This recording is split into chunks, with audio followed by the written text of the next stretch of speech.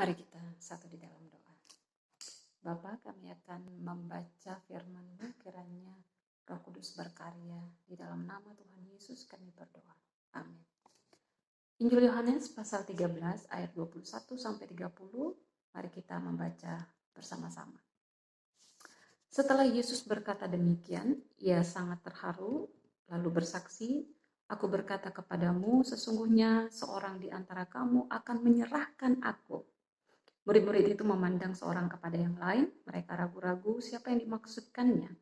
Seorang di antara murid Yesus, yaitu murid yang dikasihinya, bersandar dekat kepadanya di sebelah kanannya. Kepada murid itu, Simon Petrus memberi isyarat dan berkata, "Tanyalah, siapa yang dimaksudkannya?" Murid yang duduk dekat Yesus itu berpaling dan berkata kepadanya, "Tuhan, siapakah itu?" Jawab Yesus, "Dialah itu, yang kepadanya aku akan memberikan roti sesudah aku mencelupkannya." Sesudah berkata demikian, ia mengambil roti, mencelupkannya dan memberikannya kepada Yudas, anak Simon Iskariot. Dan sesudah Yudas menerima roti itu, ia kerasukan iblis. Maka Yesus berkata kepadanya, "Apa yang hendak kau perbuat, perbuatlah dengan segera." Tetapi tidak ada seorang pun dari antara mereka yang duduk makan itu mengerti apa maksud Yesus mengatakan itu kepada Yudas. Karena Yudas memegang kas. Ada yang menyangka bahwa Yesus menyuruh dia membeli apa-apa yang perlu untuk perayaan itu, atau memberi apa-apa kepada orang miskin. Yudas menerima roti itu lalu segera pergi. Pada waktu itu hari sudah malam. Amin. Saya akan membaca ayat yang ke-27. Dan sesudah Yudas menerima roti itu, ia kerasukan iblis. Maka Yesus berkata kepadanya, "Apa yang hendak kau perbuat? Perbuatlah dengan segera." Ini menarik karena disampaikan bahwa Yudas itu kerasukan iblis. Saya mencoba melihat di versi yang lain. Dalam versi bahasa Indonesia masa kini dikatakan bahwa iblis masuk ke dalam hatinya Yudas. Kemudian dalam versi firman Allah yang hidup dikatakan, "Masuklah iblis ke dalam dirinya." Artinya bahwa iblis masuk ke dalam dirinya Yudas.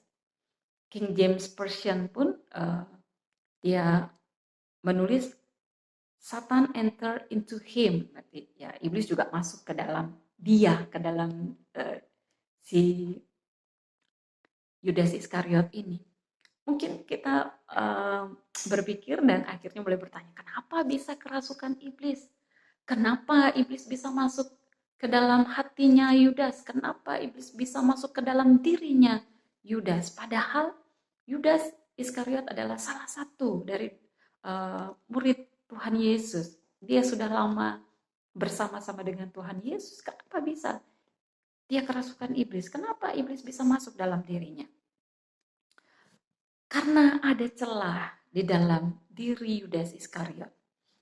Di dalam Yohanes 12 ayat 6, di situ ditulis begini. Hal itu dikatakannya bukan karena ia memperhatikan nasib orang-orang miskin, melainkan karena ia adalah seorang pencuri. Ia sering mengambil uang yang disimpan dalam kas yang dipegangnya. Jadi ternyata Yudas ini adalah seorang bendahara. Dia pegang kas keuangan dan dikatakan bahwa dia seorang pencuri. Berarti dia sering mencuri uang kas yang dia pegang. Nah, inilah celah bagaimana iblis itu bisa masuk ke dalam dirinya, celah yang ada. Artinya dia terus mencuri dan mencuri kas yang dia pegang. Sebagai bendahara, sebagai orang yang memegang keuangan, yang dipercayakan mengelola keuangan, dia mengambil itu untuk dirinya sendiri. Sehingga dosa yang kecil, dia tidak bertobat, inilah yang dipakai oleh si jahat untuk melakukan kejahatannya dalam diri dia. Sehingga Yesus tahu hal itu dan Yesus sudah peringatkan itu bahwa orang yang aku berikan roti setelah aku mencelupkannya itulah dia. Tetapi murid-murid tidak ada yang mengerti apa yang dimaksudkan oleh Yesus malah mereka berpikir bahwa karena dia adalah bendahara yang pegang kas, mungkin Tuhan menyuruh dia membeli sesuatu atau untuk membagi-bagikan sesuatu kepada orang-orang yang miskin. Ternyata tidak, karena Yudas Iskariot dia tidak mau bertobat dari dosanya, yaitu sering mencuri uang kas, sehingga inilah yang dipakai oleh si jahat, sehingga dia dipakai alat dari si jahat.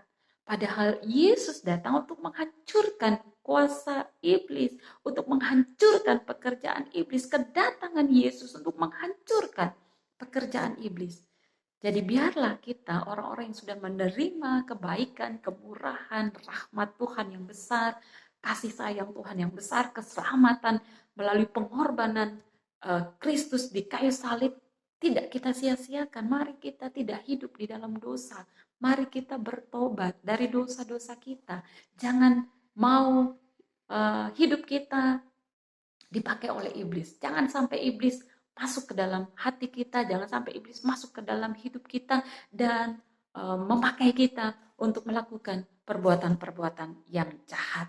Di dalam Yakobus pasal 4, Yakobus pasal 4 ayat 7, di situ ditulis begini, karena itu tunduklah kepada Allah dan lawanlah iblis, maka ia akan lari daripadamu. Jadi mari kita tunduk kepada Allah sehingga iblis tidak punya tempat untuk memakai hidup kita, karena hati kita dan hidup kita diisi oleh Allah, yaitu Allah di dalam Tuhan Yesus Kristus.